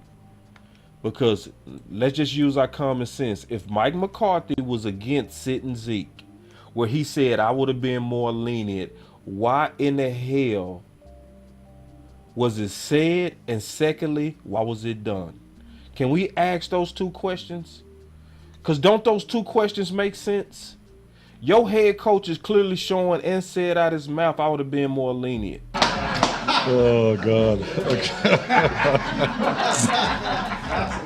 Yeah, dropped. Wow. So, you know, so like we serious on this channel about trying to win a championship, and that's why you can't take your eye off this stuff. You just can't. I know we just want to sit back and just celebrate all the good, but it's this type of stuff that'll sabotage the team. It's not the talent. It's the people that can destroy morale. Yeah, it's those people. Those type of people that'll say, you know what? We know we're not going to pay Amari next year, so let's give him less targets. So they go to the Trojan horse and they say, hey, we don't, we need Amari not to get targets this year because we don't want to pay him next year. So they go to the Trojan horse and he implemented. The whole time, Mike McCarthy laughing like, are y'all crazy? Oh, God. He over there, oh, God. Oh, God. Y'all better peep game. I ain't making this up. Hold on real quick. Let me take these super chats real quick. He said, I agree, but that was a boss move by Zeke. If you solid, you never trip on somebody getting their shine. Yeah, that was a boss move, bro. That was. He showed his leadership in an interview. That's why I'm saying. That's why Mike McCarthy don't like it, because that's why Mike McCarthy is openly showing frustration, because Zeke was a perfect example how to be unselfish for the team. It was the right message going into the playoffs, and Jerry stuck a hole in it. Yeah, and you did say that too, Jessica, that Cooper was Dak's wingman. Right. To Jessica's point, Cooper have to have Dak back, and Dak have to have Cooper back because of the controversy that came from Jerry. To the point Mike McCarthy said, content creation. Ooh, wait. Boy, y'all better peep. Mike McCarthy is fighting for us. He fighting for us to get a ring. He said content creation. Let me go back again, because ain't nobody, listen, no other channels go highlight this stuff. I'm telling you, most channels not gonna even see this stuff. They ain't gonna put it together. It's gonna go right over their head. Disciplinary issue. Can you confirm and or elaborate on that? Watch this. I think those types of things, if it were, whatever extent it was, those are really situations for the locker room. I know we're in the everything is available content creating environment, but look at his face when he said it, bro. Ooh, he hate this. Look. Extent it was, those are really situations for the locker room. Watch his face. Watch this. Because to him, this is foolishness, and this is a foolish time to be doing stuff for controversy. Not while we trying to get hot in December. And look at him. Watch how he say content creation. Watch this. I know we're in the everything is available content creating environment, but I love you, Mike. Thank you. Coach Marv, you've been asking him to stand up, Coach Marv. Is this it? Is this it? Coach, you've been asking him. You've been asking him to put his foot down. Is this what we seeing? This is what it looked like to me. Content. Let me do it like he did it.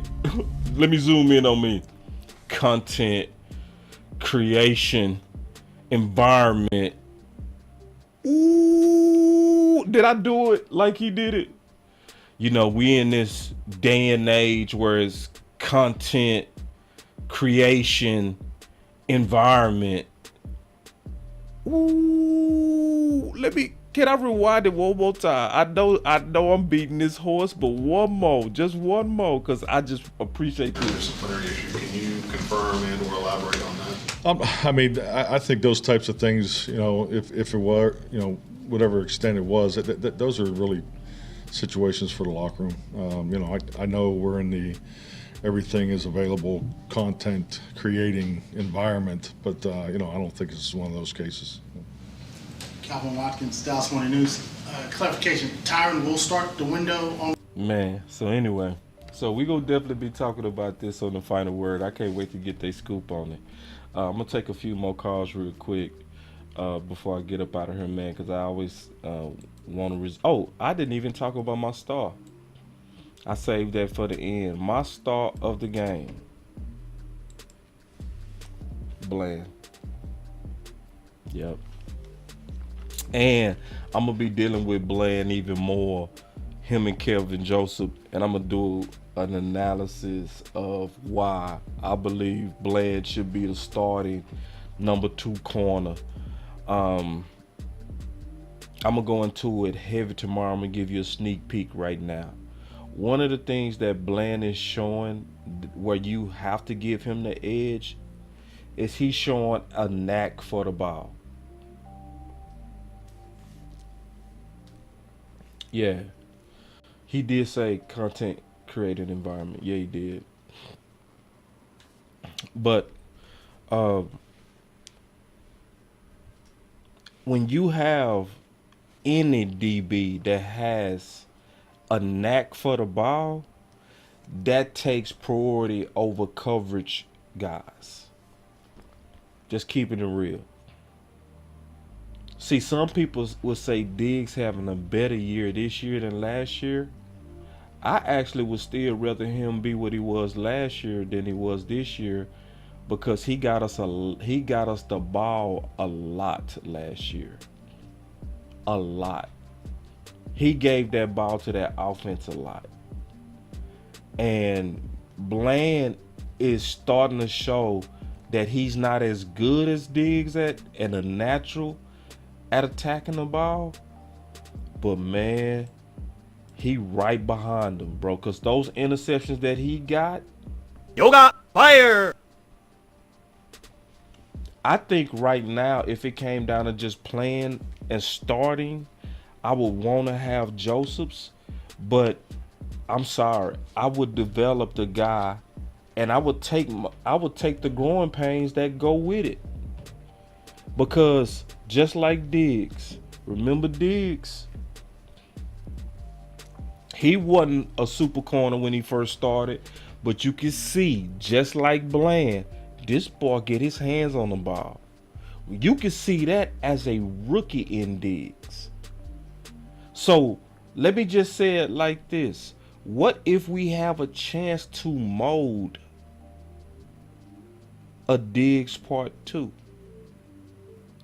Maybe not as good as Diggs, but if you 75% of Diggs and his ability to get the ball, bro, we don't care about losing no Anthony Brown. I ain't being disrespectful to his injury. I'm just saying. It's just like we didn't care about once Diggs really got going. Did we care about Byron Jones?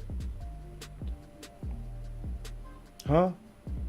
Because see, some people say Byron Jones was a better cover corner, but nobody affects the game like guys who get the ball. So, in order, I'm going to tell y'all, in order, who I would say my stars are. Bland is 1. Malik Hooker 2, for the same reason, because of his ability to get the ball. Donovan Wilson, and just having a complete game and solid tackles. But me, I prioritize playmaking over security. That's why he 3rd. Some people like security or solid tackling and sacks and stuff. I like playmaking because I like my offense to have the ball. So that's why he 3rd. Then 4th is CeeDee Lamb. That's my list. So common sense asks the question. This is a good question. And it's going to give me a chance to clarify. That's why I'm glad you asked this. He said, how does KJ fit as a slot corner? I don't know. And that's something we should just experiment with, just to be honest. See, when I listen to people try to analyze corner, just being honest, common sense, most people getting it wrong. At the end of the day, I want y'all to know something. Corner is corner. I don't care where you are. Corner is corner. Some people be making too big of a, not saying you common sense, but I'm just saying people try to act like the skill sets for playing inside corner is just completely different than outside. It's not. Now, the one that's harder is inside because the weapon is usually quicker, and also they usually and almost always have a two-way go with no help. It's no sideline help when you're trying to guard somebody in the interior, But I think Kelvin Joseph could play the nickel, just to answer your question, common sense, or the outside corner. And Bland too. Like some people like he's an inside corner because he took Jordan Lewis' job. It's like, not necessarily. Just think about it. Jordan Lewis' best year was when he actually played outside in 2017. The hardest cover is the inside. Usually though, you're not going against the best athlete. That's the difference. But the hardest thing to cover is the inside. It's the cover on inside because the weapons have epic space to work, So anyway, man, we got the phone lines open, man. I'm gonna take me a couple of calls real quick. Y'all go ahead and call on in. And then obviously we go pick up that Mike McCarthy thing tomorrow on the final word. I want to hear what those guys got to say about that, because that just really kind of got my attention. It really did. Like, wow, like, did that really just happen? And it did. It really did just happen. Let me show the phone number too. The phone number, if you want to call in real quick, is 213-205-9022. 213-205-9022. So, but yeah, man, that's my starter game as I'm waiting on y'all to call in. Yeah, it's Bland. And I'm excited to talk about that tomorrow when I go into depth. Yeah, and hold on real quick. Let me take this real quick. Common sense while I'm waiting on the call. I'm going to give y'all a few more seconds to call in. Give me a second. So common sense said, Boss, I feel like KJ speed and shiftiness is better for the slot routes.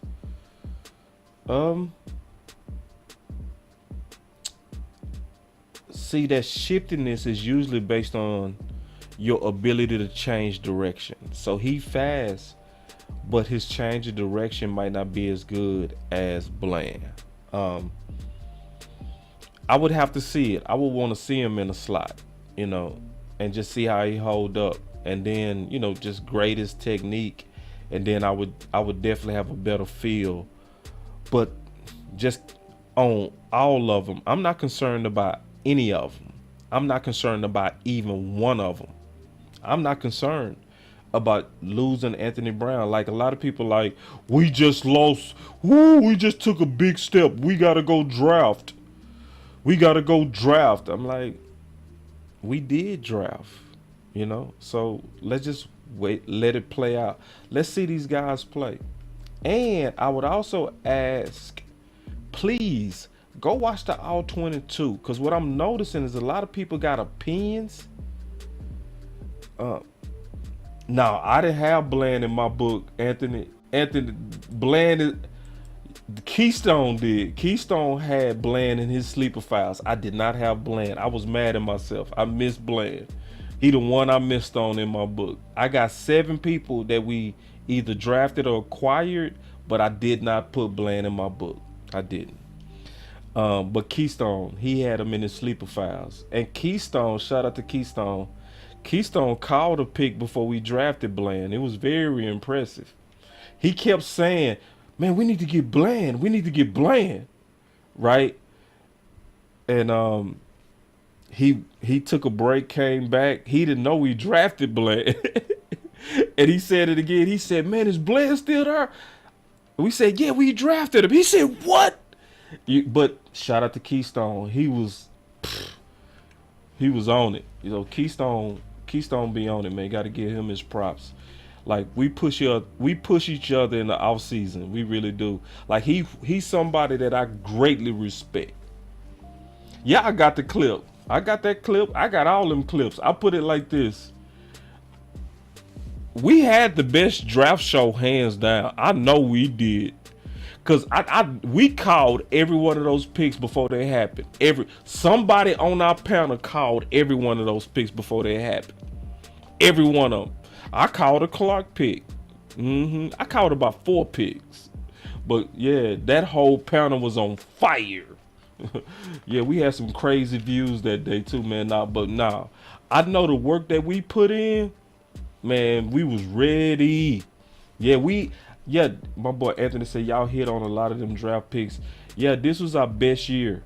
This year, this was actually my best year in terms of my book, in terms of hitting on guys that I felt like we should draft and getting.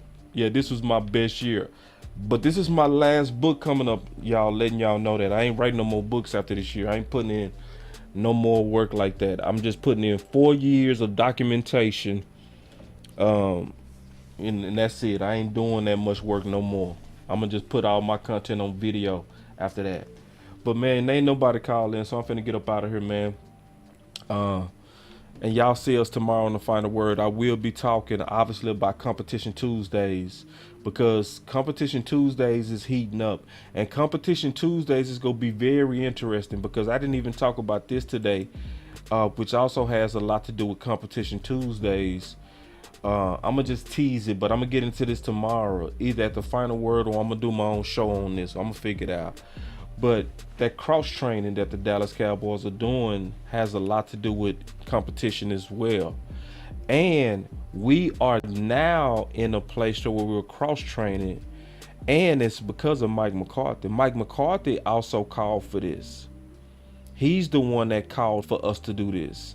And because we cross training, we are actually at a place to where we are prepared for any sudden change. And I'm gonna show that. I can show it now. Let me just show you right now. I'm gonna show you a little bit of it now, and I'm gonna get into it tomorrow. Just give me 1 second. Let me show y'all real quick Mike McCarthy on this cross training. But this got to do with Competition Tuesdays. Y'all give me 1 second. Let me find the clip. Y'all give me 1 second.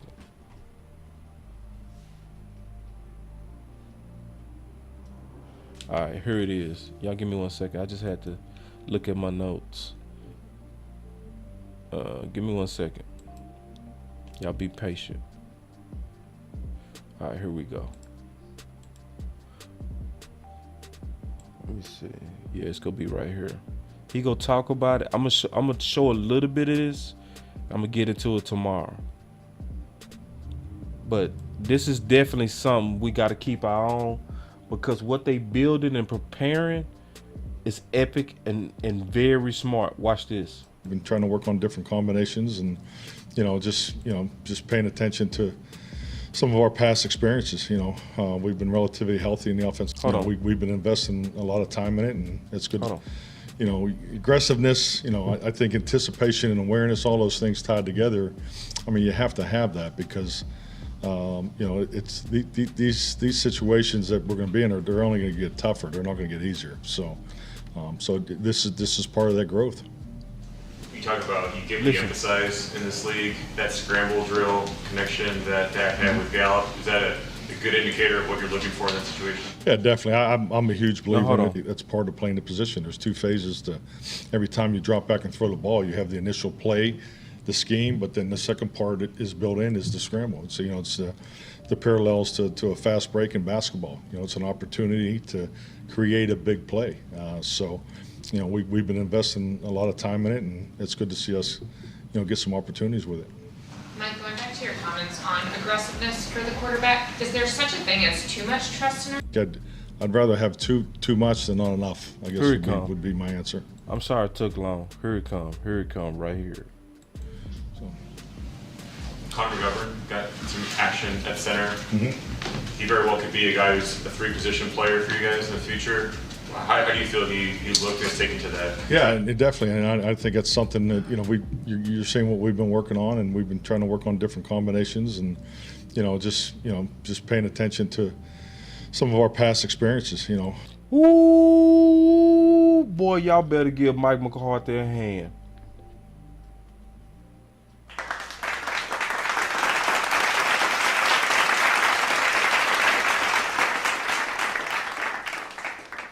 Y'all better peep Mike McCarthy.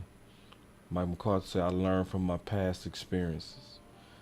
So he talking about cross-training. And he talking about how when Tyron Smith went down, they wasn't prepared because they gave T. Smith nothing but reps at only left guard. And this is amazing to see them make a mid-season common sense training change. I love it. This coaching is excellent. This is excellent. They got McGovern playing.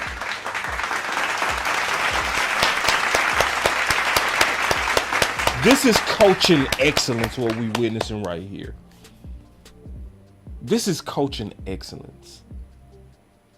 Now they got McGovern taking reps at center. They called him a potential three-way player. So guess what? If anything happens to Zach Martin, we're ready.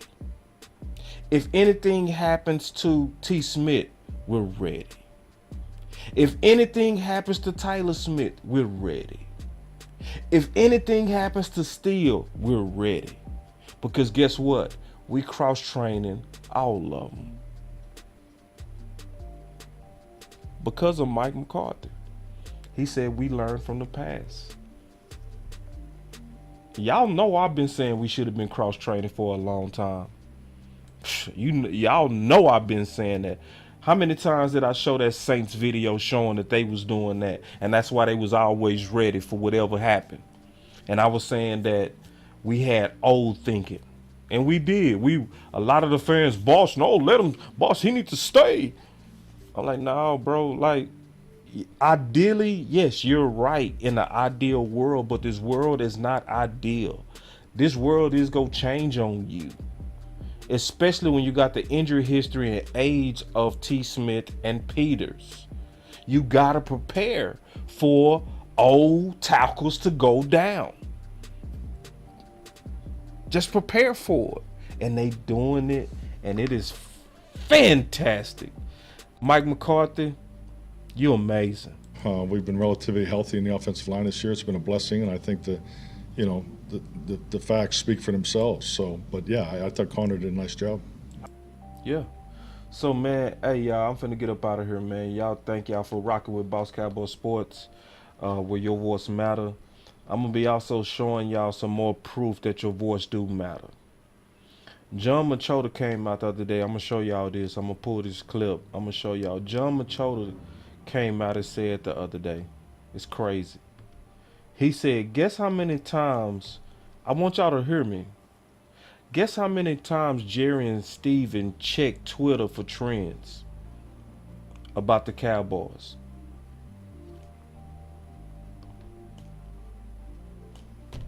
Anybody want to take a guess?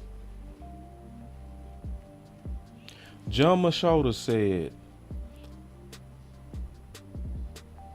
that Jerry and Steven checked Twitter for trends on what we're talking about every 2 days.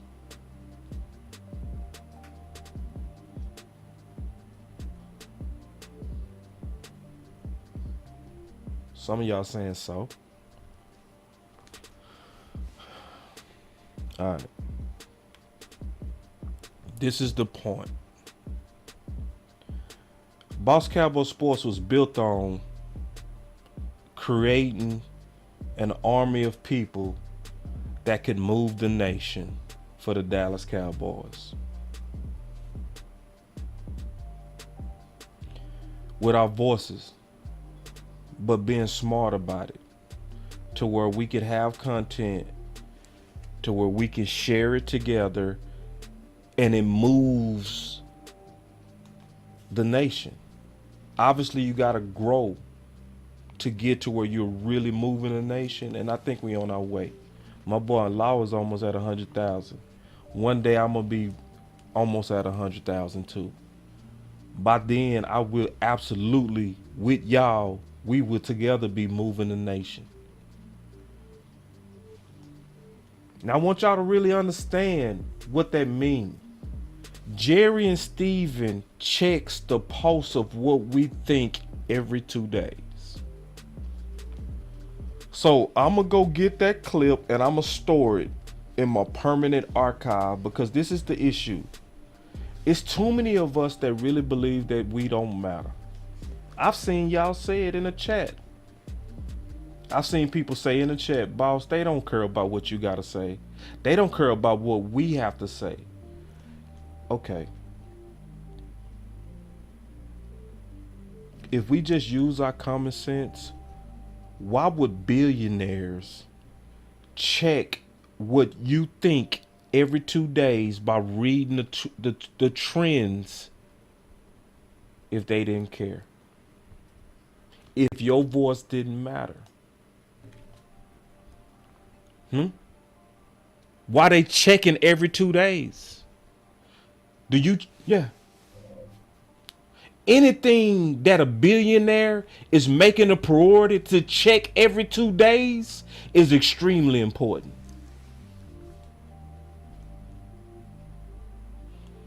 So once I start showing that proof, I'm going to be real disappointed if we stay inactive. What do you mean? If I know they listening, we should be doing stuff to make sure they hear us. And that's why I always say, and I'm going to start saying it real loud now.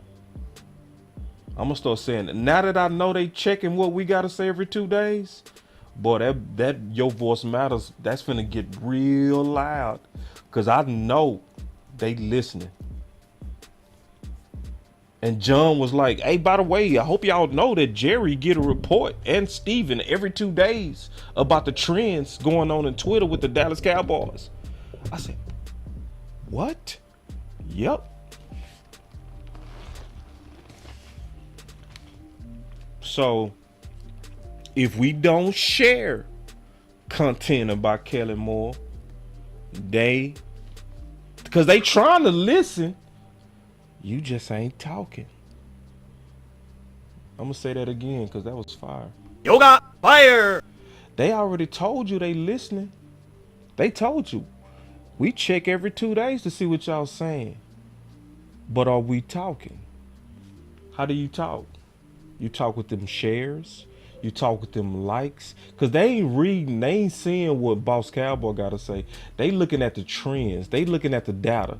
They saying it's trending that people are not liking Kellen Moore. But if you don't share nothing, they ain't reading it. They trying. They telling you. We look at the report. But did you do your part? Did you share the content? Did you like it? Did you subscribe? Did you put it in some groups? Did you put it on Twitter? Or did you just say, that was a good show? That was a good show. Boss, here's some money. Hey, man, I put some money in your account, dog. And I appreciate it. I do. But we not just here for money, dog. We're here to win a championship. And we all put in work, all of us, not just Boss Cowboy, not just the OC. We all putting in work. Everybody that be sharing ideas that call in, like Tariq did, and like Amp and like Coach Marv. Everybody that shares. You know what I'm saying? So I'm gonna be putting that out there even more now. I'm gonna cut that clip out. And I'm going to show y'all every time we close out that your voice matters. Because it's a lot of people didn't believe. They think front office don't care. They think they do whatever they want to do regardless of what we think. And that's not true. So I just wanted to say that before we get out of here, man. Because your voice do matter. And let's continue to grow this platform. We almost at 5,000. We real close to hitting 5,000. We should hit that this week. But yeah, I'm out of here, man. But let's keep up the work. Let's keep pushing out these ideas. Also, y'all come back for that debate on Thursday, because that's going to be about Kellen Moore. And, you know, we're going to put the facts out there. Then we're going to just let, you know, We could just let whatever ripple out from that ripple out. But see, I'm independent, so, and I'm also not ambitious to the point where I'm trying to work for nobody. So y'all know I'm gonna be flat-footed and honest. Y'all already know that. I'm not gonna be kissing up. I'm not gonna be, hey, Mr. Sir, Nah, bro. I'm gonna be professional, but I'm gonna tell the truth, bro. Y'all already know that, bro. I don't care if you meaty. I don't. I'm not sucking up to none of y'all. I like being independent, bro. I do. So anyway, man, y'all stay up. It's Boss Cowboy Sports, where your voice matter. Peace. Let's get it.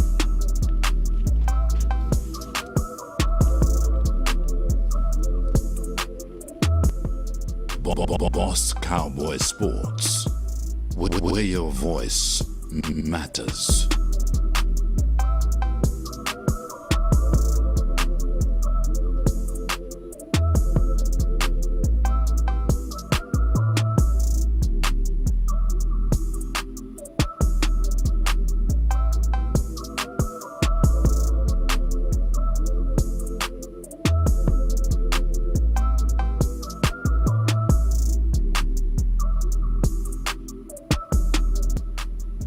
Boss Cowboy Sports.